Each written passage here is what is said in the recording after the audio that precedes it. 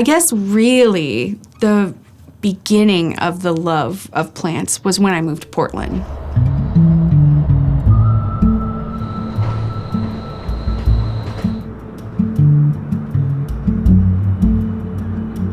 I had just moved from San Francisco from living in a basement apartment for 7 years.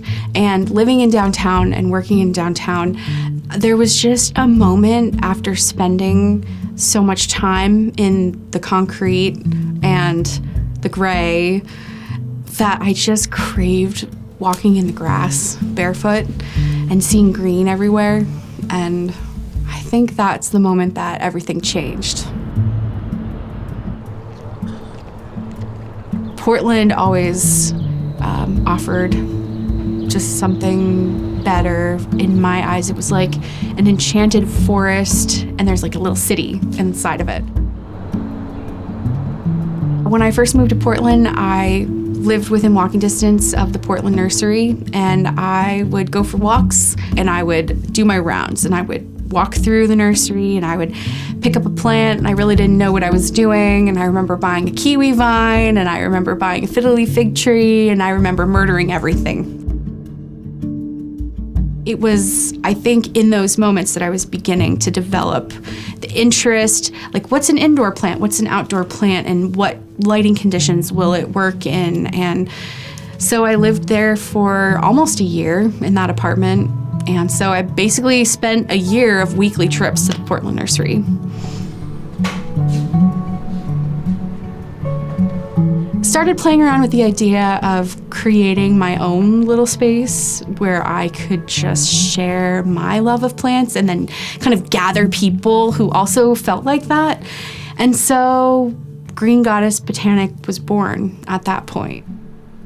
So a big part of that is following the houseplant accounts that are local to me, and that also includes the local plant shops, because I think that without those guys, that the Portland plant community wouldn't be the same, because they host amazing events and then trades happen. That's basically how I'm able to acquire a lot of my plants and expand the collection. It's just from local people.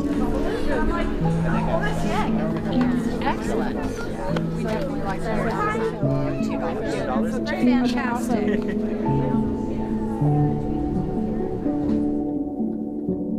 So Bronwyn, the Green Goddess, she was at our local wholesale plant market, and we got into a discussion about begonias.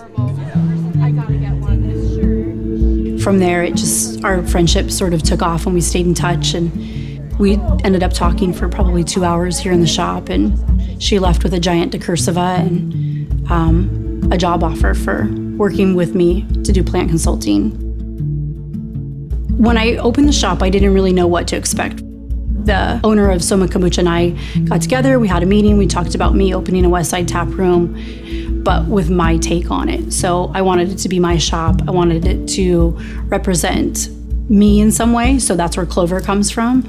My birthday's on St. Patrick's Day, and it's a plant, so it seems to be a good fit for the name. And then the booch, of course, is the kombucha that we have. My goal is to have people come in and feel good and be happy, and just come in for not just the experience, but to also like make a connection with myself or my son or whoever's working. I love connecting people and maybe connecting plants and people.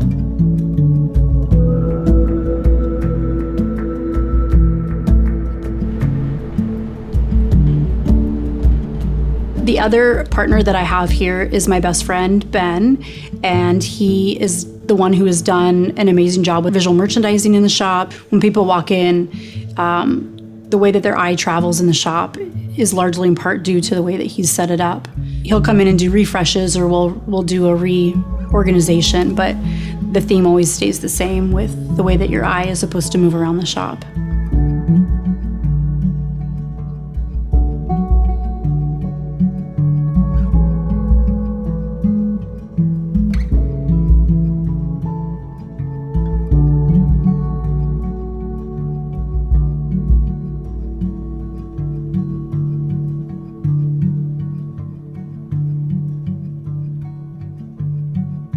So when we were putting the shop together 4 years ago, my son was homeschooling. I told him that I thought that it would be important for him to learn how to start a business. So I asked him to come to meetings with me, and he did. There was no tests or anything like that, but I just kind of would drag him along and just so he could hear it.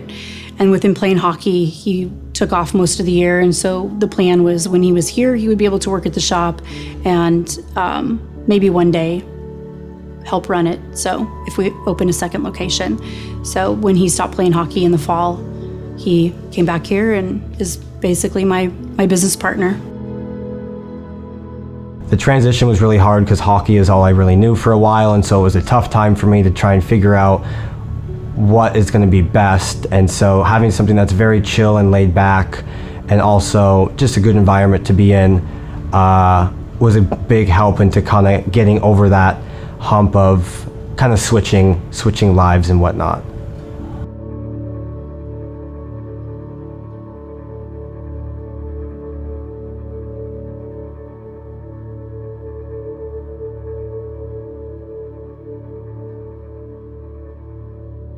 It also brings a lot of happiness and joy to other people. I think that's a big part of it for me too. He takes a lot of pride in the things that he learns and the things that he does in life. And so him having to learn certain things, it's been fun for me as a mom to watch him grow, and he just keeps learning more and more about new plants, or he'll send me things through Instagram that he finds that he thinks are super interesting, and that makes me super happy because I know that he's truly interested in it and spending time learning without it being forced. She has an incredible concept. I love her space. I love how enthusiastic she is. I like that she has common and rare plants at her shop. I think that the backsplash with the beautiful kombucha taps, it just like immediately drew me to the space. And I knew that she was going to be a friend, so it was really a blessing to meet her.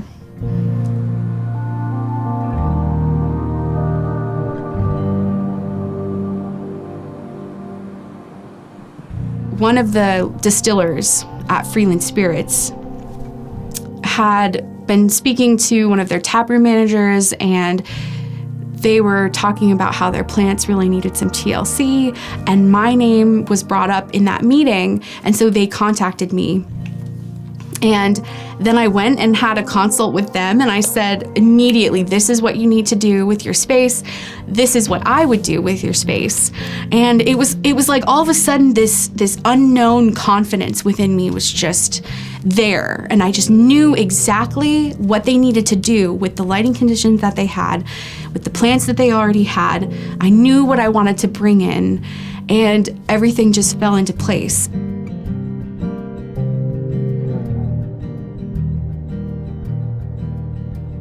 That expanded to the hair studio that I signed not that long ago. It's called Enjoyco.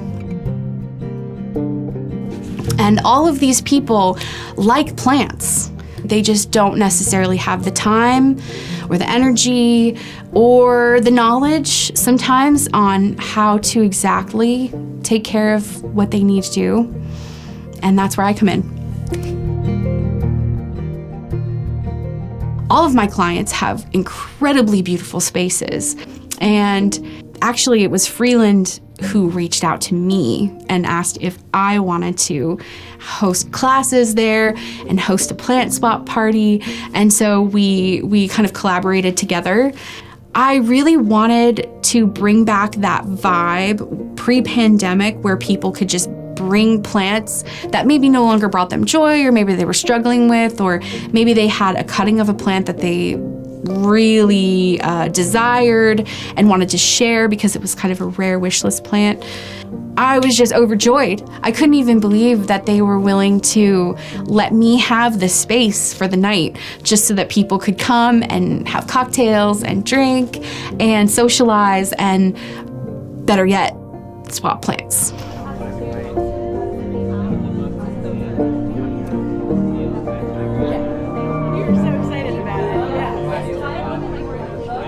When I see a space that is just overloaded with lush, healthy, shiny green leaves of all different shades of green, color and texture and interest. I don't know, there's just something that happens inside me and I just like can't handle it. But I'm always looking to bring that feeling to people that maybe aren't plant people, and so inspiring that awe in them when they walk into a space that I've consulted at or curated the plants for. Yeah, there's really no better feeling than that.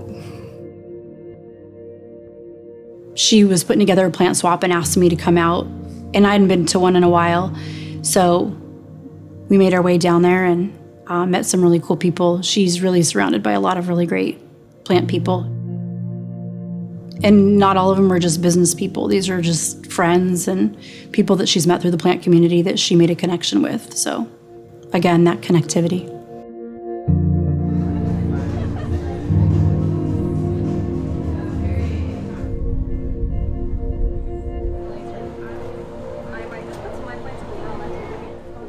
Half of my plants just have question marks on the tags. Not like I don't know. That was his mother plants, and he has like. Bronwyn's value to the plant community is just the energy that she radiates. It's so positive. Her energy and her personality and her knowledge is priceless for this community. I would love to see more people recognize that in her, for sure.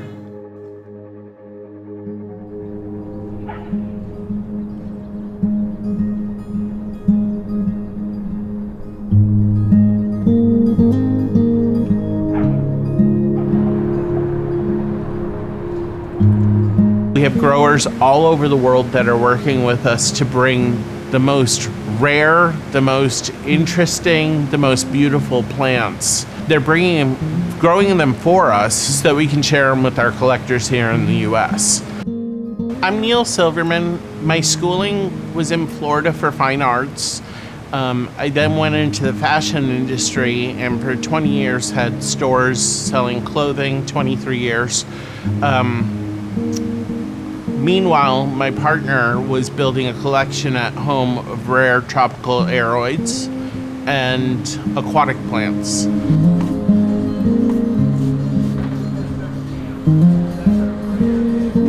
After years and years of us collecting, our house started to fill up a lot.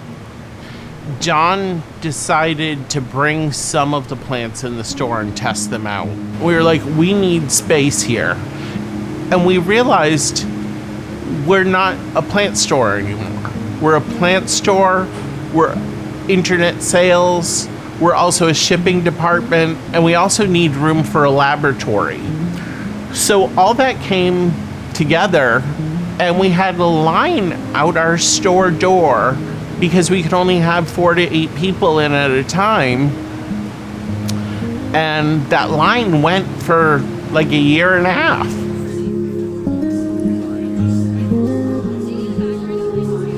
I think in Seattle, we have a very strong plant community, maybe even the strongest in the country. And I think part of it is that way, and part of it we're pushing. So for example, at Amazon, they have the spheres now. And the spheres are basically like Peace, Love, and Happiness Club, but put in a museum setting.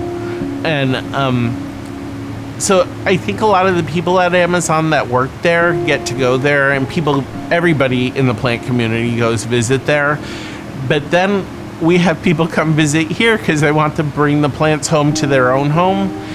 And people come in here and they're like, wow, it's like the spheres, but you can touch it in here and you can take it home with you. And that's kind of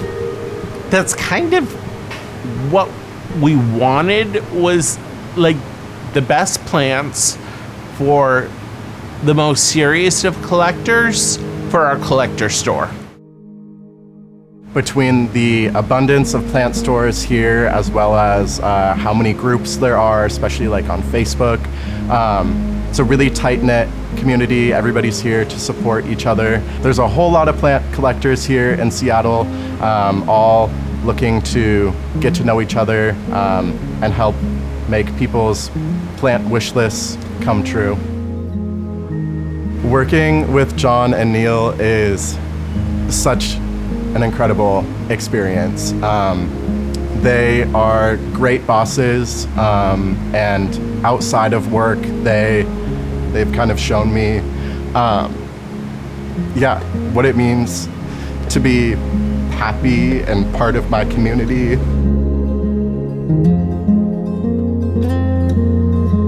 You know, sometimes plants have pests, sometimes they're like people. Sometimes they're going up, sometimes they're going down. There's just many different conditions. The thing for me and John and our team is we want to provide a premium condition plant in a beautiful quality, so that you can share with your friends. And I guess I just assume that everybody wants to share with their friends that are most beautiful, most rare, most intriguing, weird plants. So we try to do like what I want for my customers, for everybody, you know? I have a thing about plants. I love my plants. I love them even more when they look in incredible condition. And what the team here does is make them beautiful. All day long, we have a team of people working on our grow to make sure that when you order online, you're gonna get an incredible looking specimen. It's so great to know folks like Bronwyn that have a new cottage business, showing people her plants. She came into our store and she's like, how do you guys have this? And that's a lot of people's reaction when they come in here. Usually when people walk through the door, they kind of have a sigh and they say something like, oh my God, it's so beautiful, which is lovely to hear. And but for Bronwyn, she was building her own collection, as a lot of people have in this country in the past few years, built beautiful collections, but then a lot of people turned their beautiful collections into small businesses. It's interesting because the social media, again, she just mentions us and all her people find out about us. And they buy from her and they buy from us.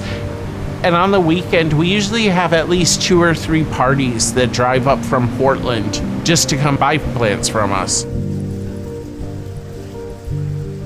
This weekend, we don't know what's gonna happen. We keep hearing people are showing up at 6 o'clock, 7 o'clock in the morning. We don't know when they're gonna show up. We know we're gonna be open at 10.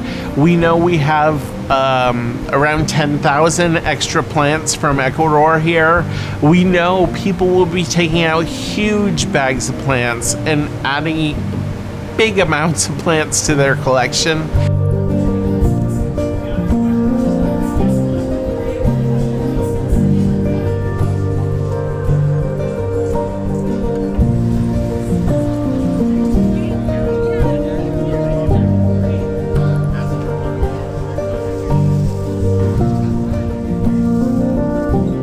What we're trying to do with Peace, Love, and Happiness Club, and this weekend's indicative of it, is we're creating the plant community here in Seattle. We're creating a space that the plant community can call home. Going forward after the event, I think starting in October, we're gonna have a First Friday art walk where we can have local artists come in and show what their new work is, alongside with all the plants. So we're really trying to bring people together in this space and share the spirit of peace, love, and happiness.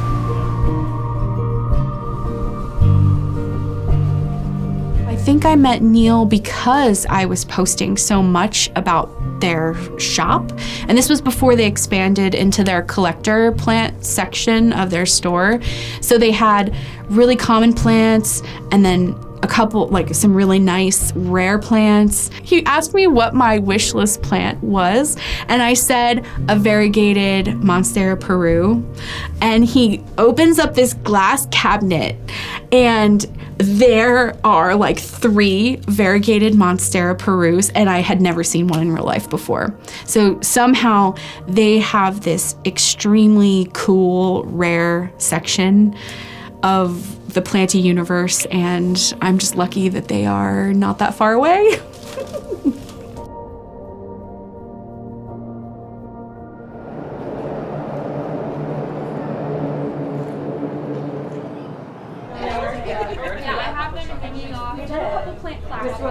Having the people that I have around me, like my partner Damien and like Damry and Ben, I would not have developed this love for plants or this love for the community without, I think, all the support from everyone.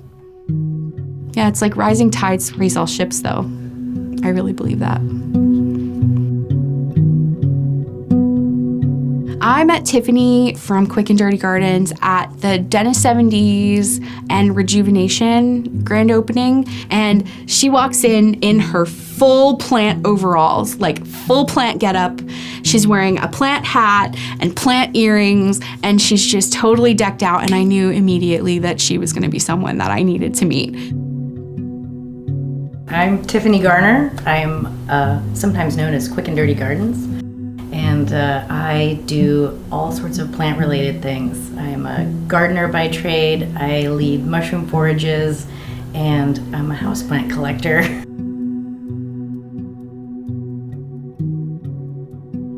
I grew up gardening with my great-grandmother and my grandma and my mom, and then when I moved to Portland, Oregon, at one point I had an apartment with some green space, and I was like, oh man, I really love gardening. I'm really good at this. I know stuff that people don't know.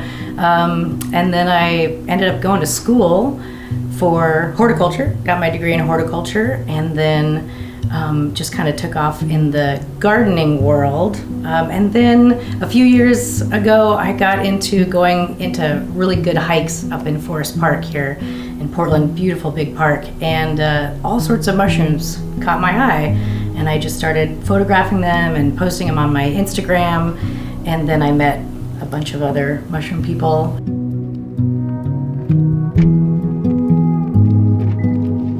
Oregon is a great place to hunt mushrooms. There are all sorts of edible mushrooms here. We've got chanterelles, morels, boletes.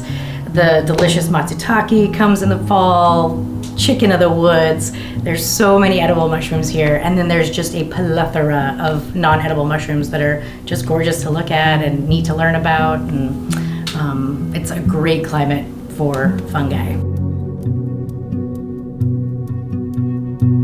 I worked with an incredible company called Wildcraft Studio School. I lead spring and fall mushroom forages, and the goal is to educate people about the right environment that you're looking in, because I can't always guarantee that where I bring you there is actually going to be mushrooms. So it's really about learning the habitat and what environment you want to look in, and then also indicator species, which are other plants in the area that may indicate that you are in the right spot. Like there might not be chanterelles here right now, but you've got salal, you've got sword ferns, you've got Doug fir, you've got a lot of moss on the ground. Like come back in a few months or come back at the right time of year, and you might find what you're looking for.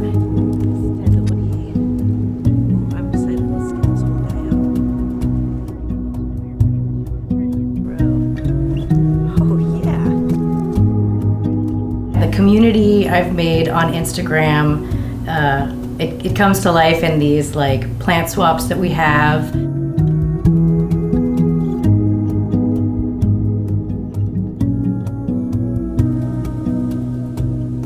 Like sometimes you hear people say as an adult, like it's kind of hard to make new friends. How do you make new friends?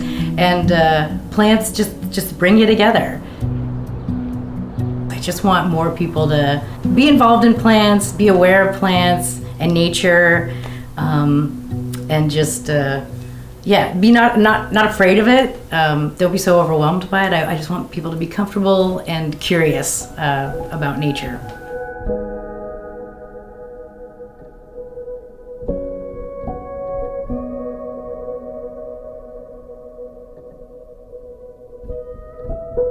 I think that if we shift a little bit of the attention in society on appreciating the beauty of Mother Nature and what it does for our soul and our peace of mind, I think that we might be more apt to take care of the planet that we live on.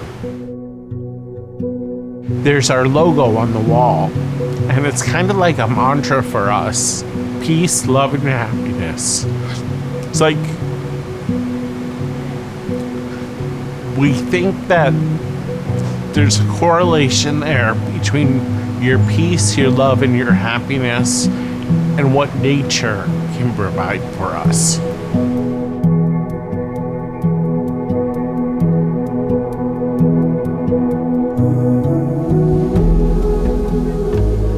I find so much purpose from taking care of plants.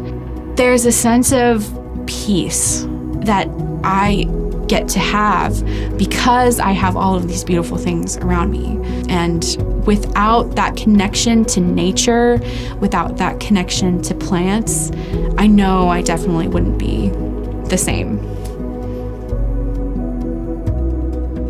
I'm in awe of all the different plants out there, and I've barely scratched the surface, really.